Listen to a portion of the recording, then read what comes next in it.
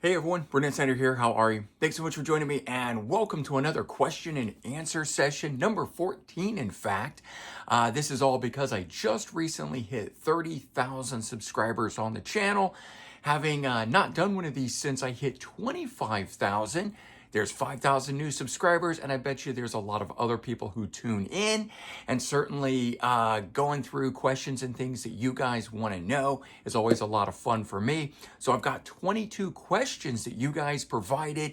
It breaks down into 14 music related, 4 channel related, and there's even 4 personal ones in there. And I'll get into all that. We'll do that here in just a bit. If you are new to the channel though, and you haven't already hit the subscribe button, please do. Also comment, like, subscribe. All those things do help support the channel, so I would greatly appreciate it.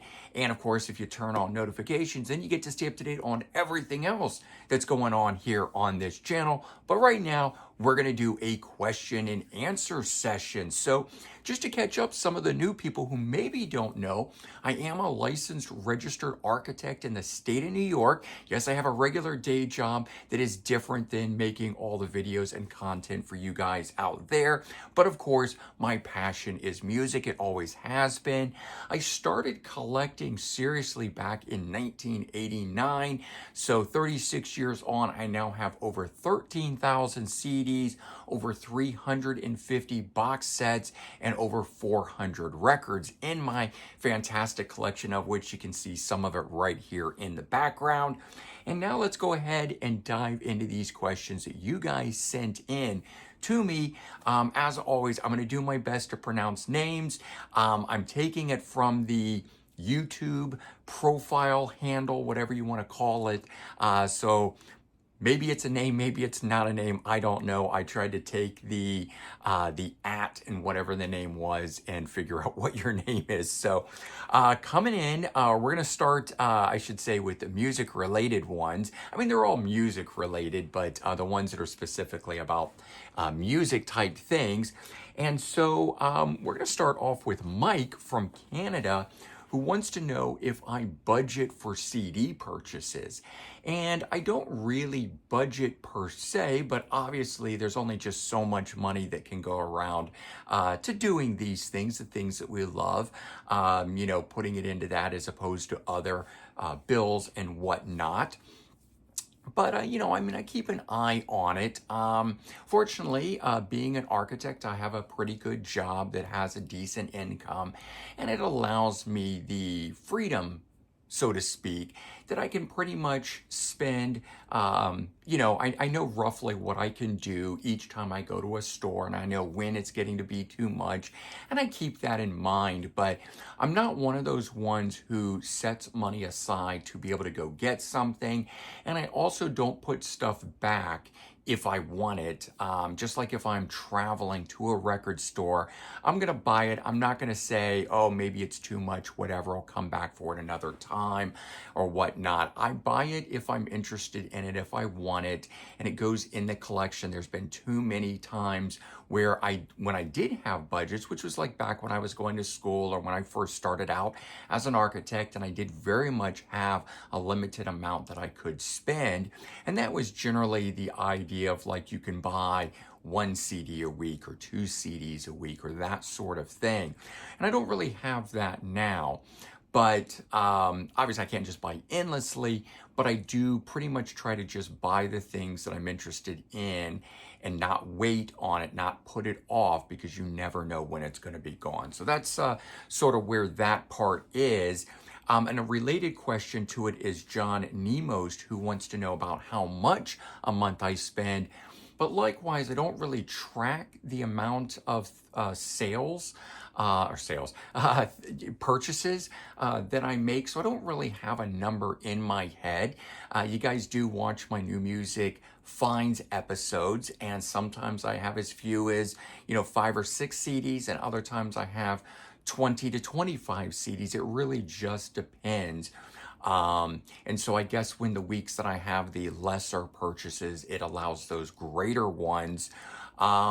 Recently, this just came out, the Springsteen box set Lost Tracks 2 or Tracks 2, the Lost Albums. And that was a $275 purchase. And that's where, credit cards come into play on a lot of things. And generally, I try to pay that credit card off every month and stay on top of it. But worst case scenario, I can always pay a portion and pay the rest of it off the next month.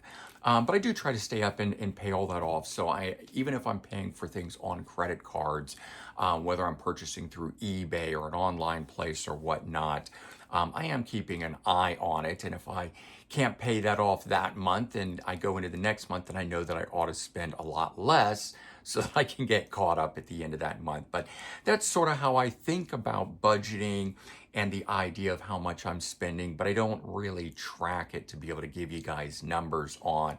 Although at the end of the year, I do have a tally of, how many I purchased and things like that. And that's, how I can track the collection growing and so forth. So, there is that side of things. Okay, moving on, we have Dove So Quiche. Again, trying to do my best with these names. He's got 2 questions here. Wants to know, what are my favorite EPs? And when I first got asked this question, I didn't think much of it. And I initially thought, well, I don't really have any, favorite EPs. And then I started thinking about it because I want to try to answer the question. And and then the first thing that came to mind were some of the newer things that have come out, like Billy Idol putting out the Roadside EP in 2021, 4 new songs recorded. So, my thing is that, EPs are, in my opinion, are really too short for me to have favorite ones or think about them in that regard, because I'm always reaching for albums. I want the full length thing. But, I thought about this, and it would have been a long time since Billy Idol had put out a new album at this point. So that was a big deal. And I enjoyed this one from last year. U2 put out the Zoo TV Live in Dublin EP, archival from '93, but coming out last year. Always enjoyed David Lee Roth's Crazy from the Heat from 1985, even though they're all cover songs. But maybe 2 of my most favorite EPs would be Rat, self-titled, from 1983, and the first one that came to mind, and maybe my all-time favorite EP, AC/DC 74 Jailbreak. It was released in '84, but was outtake or album related songs that didn't make it onto the US release of the High Voltage album, so collected together and released under this. And I remember getting this back in the very early 90s, when I was looking to buy something but didn't have a lot of money, and the EP price at that time was like $6, $7 as opposed to, say, $12 for an album or something. So this one was really good. And the second question that he asks is, do I collect CD singles? And like the first question, my immediate reaction was, no, not for a long time. I used to do it back in the day when there were B-sides on there that you couldn't get any other way. And then, yes, I bought CD singles and had a pretty good sized collection in the very early 90s, but stopped maybe in the early 2000s once Japanese CD singles were really not a thing anymore. But then again, I thought about it, and then all of a sudden I realized I do have some, because there's a number of artists recently that have dropped digital singles, and then, say, Japan has released them as CD singles, and they're not available on any albums, so I've picked them up that way. Like Guns N' Roses' Hard School from 2021, and the follow-up single that they did, Perhaps, in 2023. So both of those featuring 2 studio tracks apiece that have not yet turned up on a Guns N' Roses album. The Rolling Stones released Living in a Ghost Town back in 2020 during the pandemic, released because it tied, the song, even though not written for the pandemic, very much could be attributed to it. So they put that out, and that did not turn up on their latest album. And then U2, Atomic City in 2023, when they did the Sphere opening and released a song specifically to tie into that. Halloween releasing Pumpkins United in 2017, their first song back together as a reunited three vocalist, three lead guitarist lineup. And then one of the most recent ones, Def Leppard, Just Like 73, a digital only single that, again, so far has not turned up on an album. It was an outtake from their last album that they decided to dust off and complete before they went out on tour. So in the end of the day, I was surprised, but yeah, I actually do collect CD singles and have some EPs that I really like. Next question is from Austin Dolan, who wants to know, what band or artist would I love to have do a Lost Albums box set like Springsteen? So, you know, if you guys, if you know about this thing, then this is 7 unreleased albums from Bruce Springsteen that he went through his archive and pulled out. And I've been raving about that. And maybe that's why Austin is asking this question, because for me, getting unreleased music from my favorite artist, I think, is the best thing. The box set was $275, and it was totally worth it for me to get 7 unreleased albums from Springsteen. So what band would I like to do that? The first band that came to mind is Guns N' Roses. I'm a huge fan of theirs. And I know that they have tons and tons and tons of Chinese Democracy leftovers. It's been reported that there's 10 albums worth of completed material, songs they recorded and then didn't use. And we know that from what I just showed you guys, 4 of those songs turned up here on these. The Hard School with Absurd and Perhaps, and The General turning up that way. So what about all the other stuff and all the other people that played on it in those versions?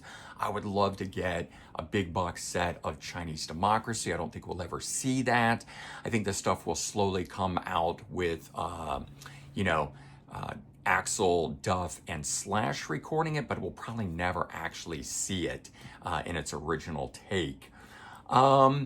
Somebody else would be Kiss and the Wicked Lester album, and maybe the demos that go along with that, while not being able to do multi-albums worth. That is an unreleased album.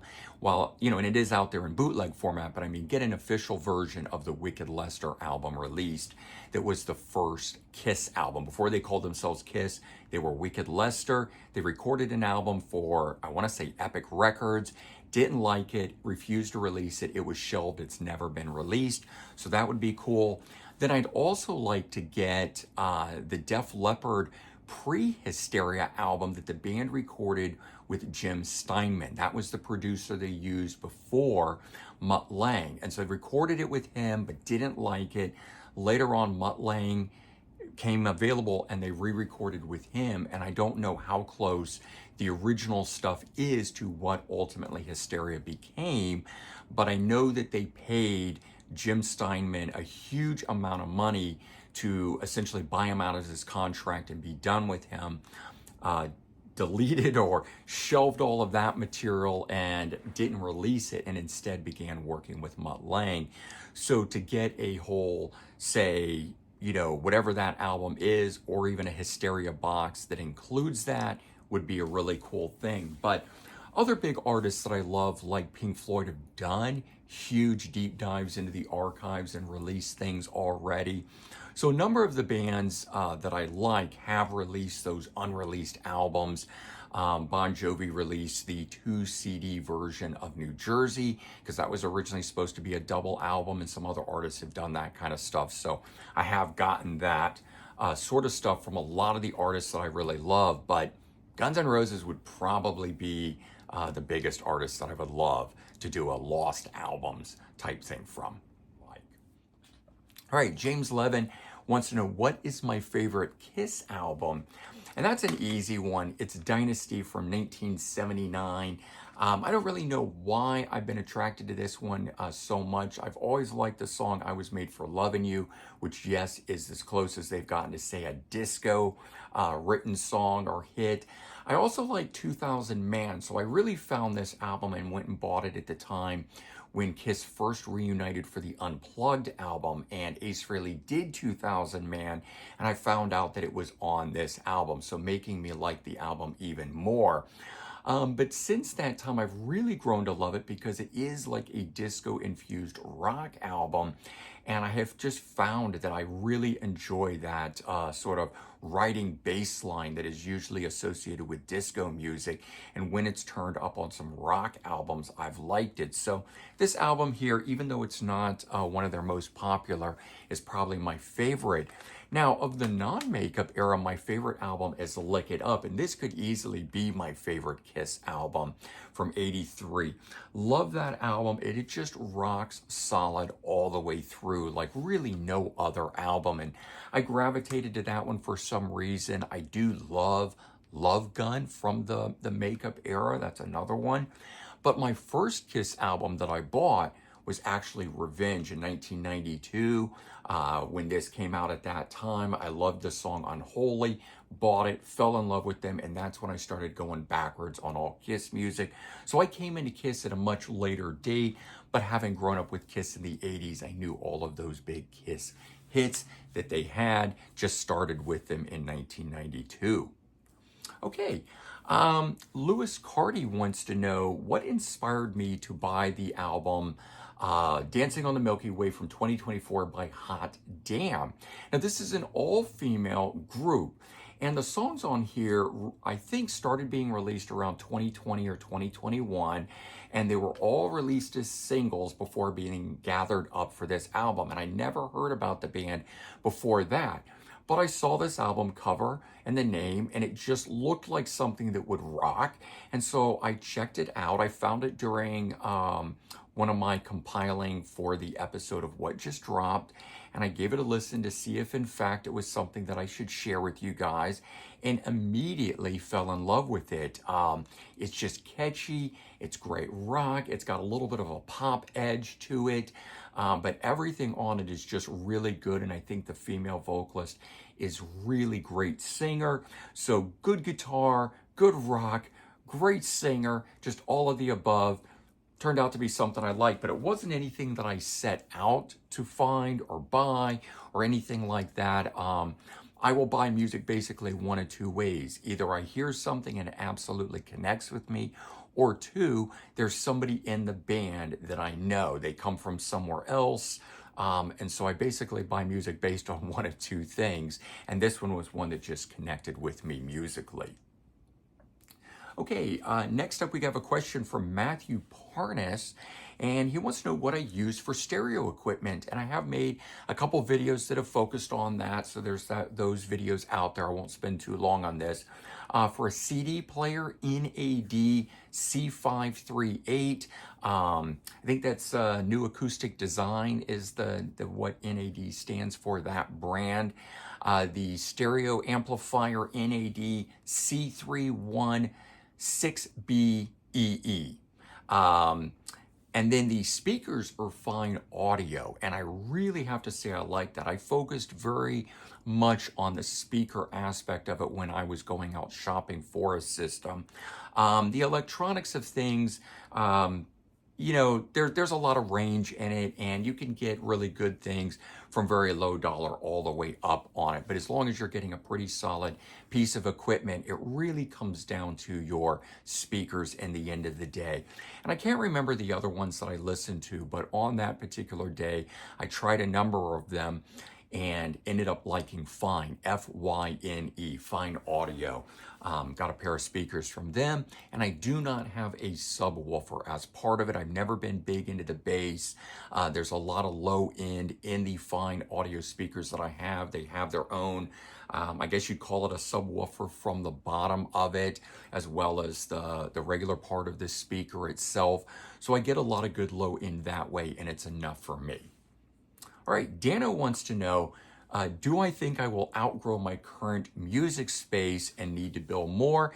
I had outgrown this at the time that I moved in. I designed a music room with, you know, CD racks like you see here based on the amount of space that I had.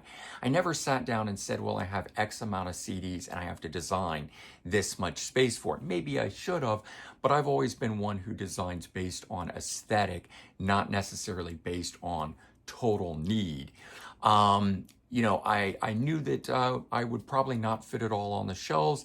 I want to say I had a good 9, 10, maybe even 11,000 at the time when I moved here. And these shelves that you see behind me hold 4,500. So I was outgrown on it already.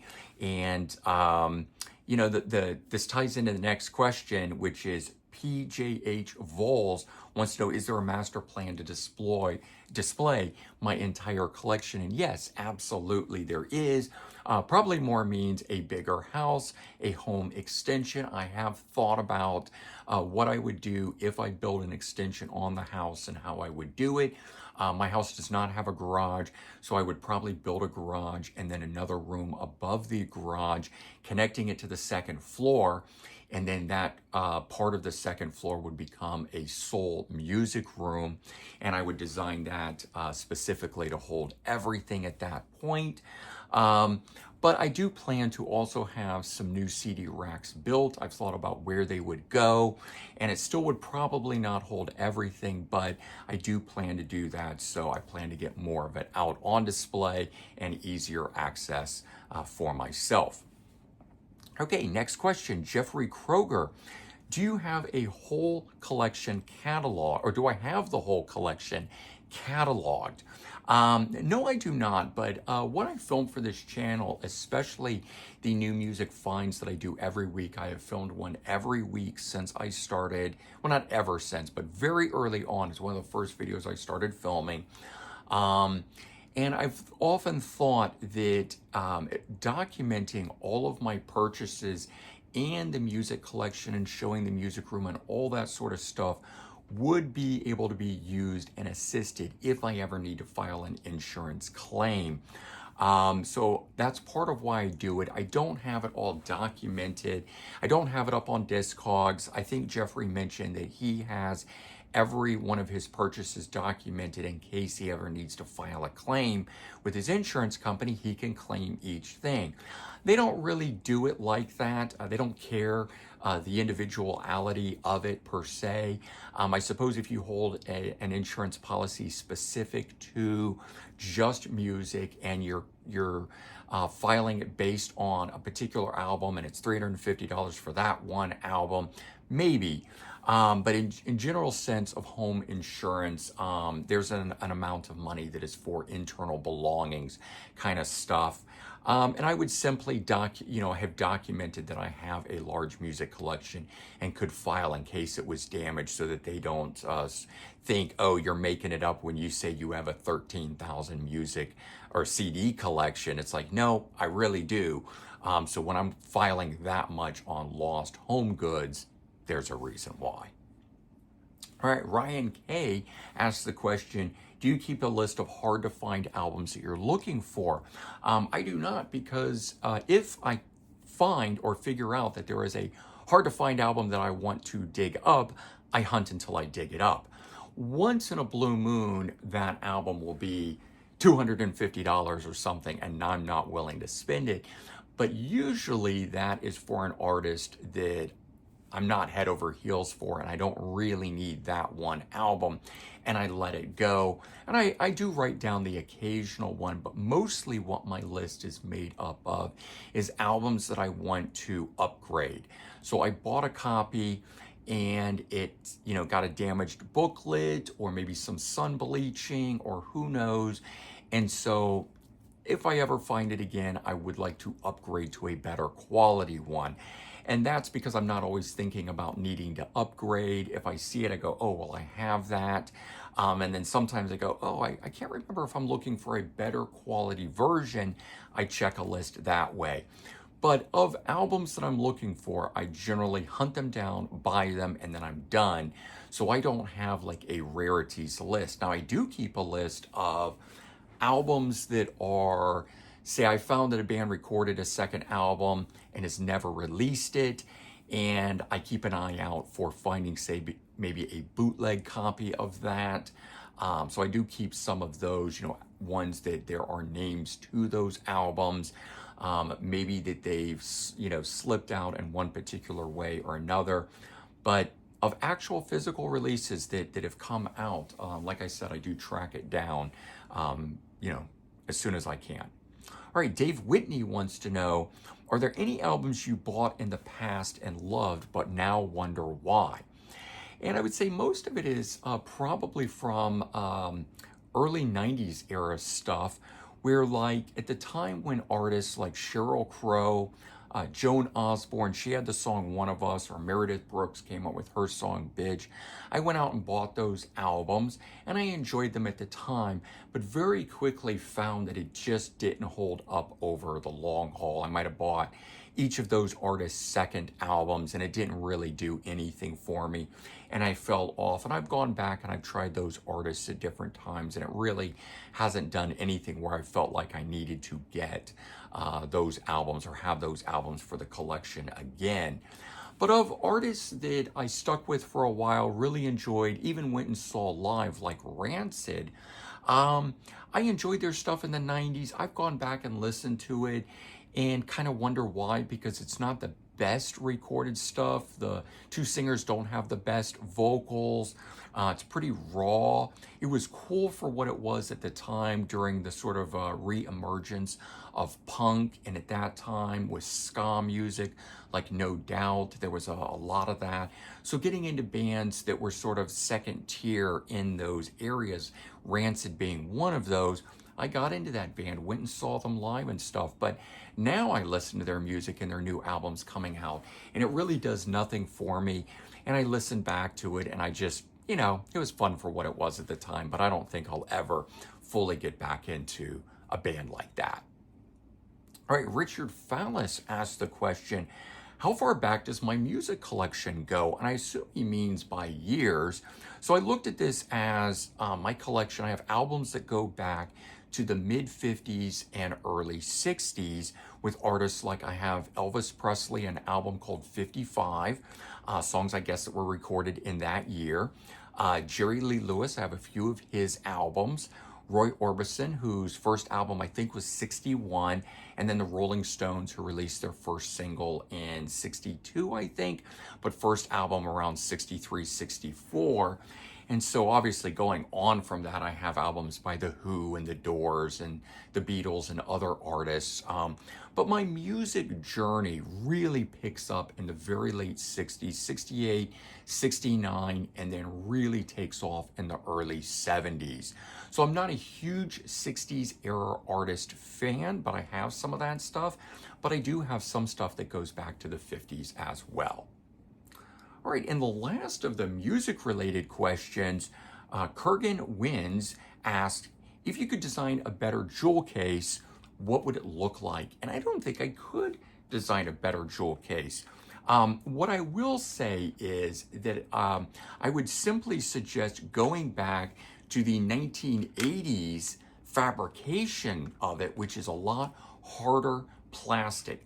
These cases did not regularly crack, and these things did not break off of them, or the tabs out of the middle for that regard, as easily. These were really, really durable. I still can go find CD cases from the 80s that hold up far better than any of the cases today that are almost always broken right away. Sometimes even before shipping, they're broken as they come in. I've done some unboxings and openings with Anthony where those are coming straight from the distributor, and already some of those cases are cracked that way. But I guess if there was a way to make things better, it would be trying to reinforce the ends of it, making it so that these tabs don't break as easily. And, certainly so that we don't get big cracks across there. And there have been a number of different jewel case designs, redevelopments over the years, and some, that came out that were supposed to remedy that sort of stuff, but those cases unfortunately never caught on. So if you did get that kind of case, you could never replace it, or certainly not as easy as the standard jewel case. So yeah, I don't think I would necessarily think about redesigning it. I just think they're using much cheaper materials today, and they should go back to the stronger materials. All right, we move on to 4 channel-related questions. Rick Rivera asked 2 questions here. He says, you started your channel while living in New York City, and he wants to know if I ever miss it. And that is sort of more of a personal question, but it ties into the second one. So I'm putting it here under the channel related. So do I ever miss New York City? Certainly. I still work in New York City. So I have plenty of the city itself in my daily life, but I don't have the immediacy that I used to have where I could walk out my front door and in 2 blocks be at anything I wanted to be. I used to love going to museums a lot, and I don't really have the ease of access to that living out here in New Jersey. So there's that part of it that I miss, but I don't miss the noise and chaos and living on top of each other because it was so tight in New York City. Definitely enjoy all the extra space and the peace and quiet that I have. And I have found way more record stores out here in Jersey. So if anything, I think the music scene is much better out here in New Jersey than it is in New York City, even though you would think New York City would be the place. But case in point, New York City was one of the first places that record stores began closing, especially the majors like Tower Records, Virgin Records, all those places, H&M Records or HMV or whatever it was, all of those places began closing long before the ones around the country, like the Blockbuster Musics and other ones did. And I was shocked by that. I thought New York City would, oh, well, you've got all the business in the world because of how many people live here and the tourists, but they closed pretty quickly. So glad that I've found all these great record stores in Jersey. And so tying into that, he says, do you think that the move has contributed to your success of the channel? And that's an interesting question. I never really thought about it. I don't necessarily think that it has, but there's certain aspects. I know that finding all the extra music stores has been a fun thing. You guys have enjoyed me going and visiting those music stores. Making friends with Anthony Coviello over at Sound Exchange and the videos that he and I filmed together, those created a nice little boost and helped get me out of my shell and feel a little bit more comfortable talking to store owners and doing collaborations and that kind of stuff. And so I did then begin branching out and filming with people like Pete Pardo and others out there in the YouTube world. And I've done other collaborative videos at other record stores with other record store owners now. And so I would say maybe the move, and because I met Anthony and I found these other record stores, those things have indirectly affected the channel and me as a whole and my personality that have helped in general. So I'm sure there is some relation to it, but I think in general, it's mostly just the time and energy I put into it, that I'm 6 years on from the start of the channel now, and that growth of myself, the personality, what I put into the channel, the new ideas that I come up with, those are the things that have allowed the channel to keep growing. Maybe more than anything, but sure, I do think that living in New Jersey has also helped as well. All right, Ryan K wants to know if there's been any consideration given to future meet and greet events. If you're not aware, 3 years ago when I first moved to Jersey and I met Anthony Coviello, I got some requests around that time to do a meetup, a record store meetup. And I asked Anthony and he said, sure. And we did one and it was a big success and it was a lot of fun. And a good 30 plus, persons showed up for it. We had a good time meeting, talking, people shopping at the record store, doing some giveaway type things. And I did a second one a few months later and it was successful, but it wasn't as big as the first one. And so I kind of let it fall away and I haven't done any since then, but I have thought about it very often, and I've been thinking about it a lot more, and certainly with the hitting of the milestone of 30,000 subscribers, it's been on my mind a lot. And I've asked Anthony, and he said we could certainly do another one, but I guess it's that sort of, old adage, if I do it, will anyone actually show up? So I just haven't really brought myself to doing it. I want to do it knowing that people out there would turn up, But at the same time, I'm really only putting it on for you guys. So if nobody turns up for it, then it's a waste of time all the way around. And if I take up the time of Anthony Coviello, the store, and then he would staff the store with more persons because we're going to do something like this and a lot of people don't turn up, then I've wasted their time too. So a lot of it is just, whether or not I feel that it would happen and people would show up, and whether or not I could get Anthony on board for it. Really, for him wanting to do it too. So I do think about it, and I'll give it some real thought. The 6-year anniversary is around October 15th. So I'll give it some real serious thought for around that time frame. Maybe weigh in the comments if you would like to attend one. If I did it, maybe that would help me decide. All right, and the last of the channel related ones, Dillaren asks or wants to know, generally speaking, about the monetary side of things here on the channel, and said, I don't need to go into specifics, which I don't generally like to do money-wise, but wants to know if the monetary side of this, the money that I make, because the videos are monetized, is that like a second income, or is it more like I can afford a nice dinner out or an extra CD or something like that? And I would say no, it's closer to a second income, maybe not quite to that level, but for context, I taught architectural design for 8.5 years, and this is going back a good 8-9 years ago. And the money that I made for that, and I was only teaching one class 2 nights a week, it wasn't a lot, but I make more money doing YouTube than I ever did teaching. So in my mind, it's interesting that I can make more doing this. I think I put way more time, effort, and energy into this than I ever did into the preparation of the lesson plan and everything, because it wasn't that much of teaching that I did. But it's nice, and certainly I don't think I would be able to afford my house, had I not had the added income from the channel that I was putting aside and saving in order to have a help in having a nice down payment for the house. So it was the channel early on that gave me some extra income that made me say, wow, now I have money that I can actually save and put aside and have, money to be able to go out and buy a house. But I mean, it's not like those girls that are on OnlyFans that make thousands and thousands, and some of them that claim they make millions per month. I mean, it's nothing like that. I mean, and I'm certainly no Pete Pardo he's got 105,000, subscribers. And then there's other ones that I see out there. There's a few music channels that have 200,000 and stuff like that. I don't know what they're doing financially, but I'm nowhere near, I'm sure, that. So it's almost like a second income. It's not quite there yet, but it's definitely nice having.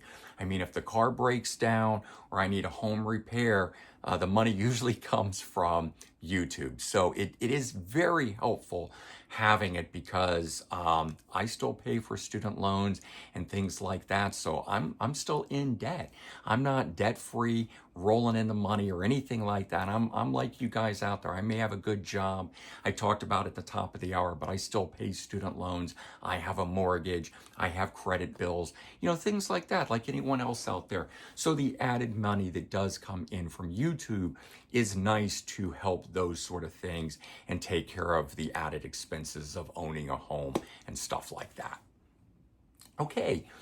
Personal, 4 questions to wrap up here. Mike from Canada, who asked the very first question, had a second one here and wants to know what my favorite foods are. And I have answered this at one time or another, but I'll answer it again here. I think generally, people like to know these kind of oddities and stuff. So favorite food, if I could only eat one food for the rest of my life, it would probably be pizza or Mexican food like tacos. Pizza and tacos, I think, have got to be 2 of the greatest things ever. If I'm getting a little more high end, I like things like chicken cordon bleu.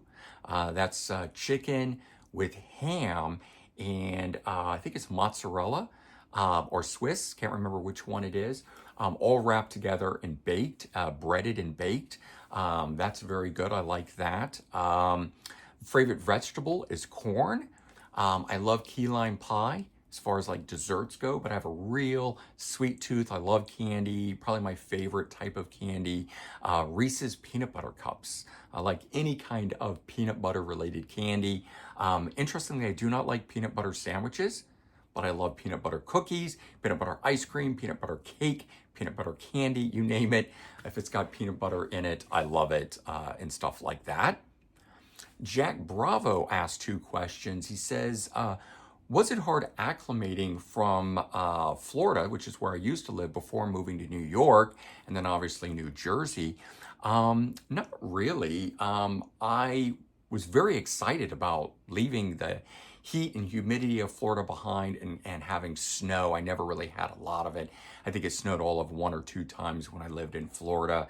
And I had family in Fort Wayne, Indiana. So I had visited them and had snow and always enjoyed it. But no, not a real hard thing to acclimate to. And the other thing he wants to know is whether or not, or was it hard acclimating to lawn maintenance and home repairs since I come from an apartment? The lawn part, no, because as a kid, I grew up in Florida mowing lawns for extra money, so that wasn't a big deal. The home repairs, yes, when something breaks, I didn't have to pay for it living in an apartment, but then that money was just, in rent, paid to them, and I lose that. I didn't, earn anything on it the way a mortgage does. So I totally understand why it is that I'm spending the money that I am. So it's, understandable, but I hate it when something breaks. I had my water heater go out last year, and I had to repair some drainage pipes, and I spent like $8,000, I think, repairing the drainage waste lines to the house. And then, because I had to chop up concrete in the basement and do a whole bunch of stuff like that. And I think the water heater repair was, I want to say it was like $2,000, maybe 1,500. I can't quite remember, but it was a lot. And those were just, added expenses that I didn't want. And so where did I get the money? YouTube. So I was able to pull money, that I put in savings to take care of that sort of stuff. Last question on here, and a fitting one to wrap up on, I guess. Metal Frisco Dude wants to know, does my family share in my love of music too? And sadly, no. My 2 older brothers did introduce me to music, so I am grateful to them for that. And I think they loved music as most teenage kids do, but they grew out of it, and they enjoy it, I'm sure, to this day, but they don't follow it to the degree that I do. They didn't do it at that time, and they certainly do not do it like that today. I do have a younger sister who I enjoyed when I was growing up, introducing her to music. And again, she enjoyed it in her teenage years and stuff. And we go to concerts together and things, but she doesn't follow it to the degree that I do either. I will say though, while my mom is not a big music fan, she has probably been, my biggest supporter of it, and has always asked me about it and listened to me talk about it and enjoys hearing me geek out over music. So she's probably been my biggest supporter of my passion of music. And maybe that's the best thing of all, is having that sort of support. When a parent or sibling or somebody recognizes your passion and can share in it with you, even when it's not their passion, that's probably the best thing to have. So certainly, thanks, Mom. And there you go, 22 viewer-related questions that you guys asked and now have been answered. Hopefully you guys enjoyed or are glad that you asked those questions based on the answers that I've given to you guys. But again, I did all of this having just hit the milestone of 30,000 subscribers. So I want to thank each and every one of you that is a subscriber, but also to all of those that are viewers out there that watch, whether you do it on a regular basis or not. I do appreciate that. And I'm glad and hopeful that all of you guys are finding lots of great music through this channel, because that is the sole purpose of this channel here, is to get great music out to you guys, to help promote the favorite bands that I love, and to share in all of our love of music that we have together in this music community. So thank you guys for being a part of it. All right, everyone, take care, have a good one, and until next time, I'll see you soon. Bye-bye.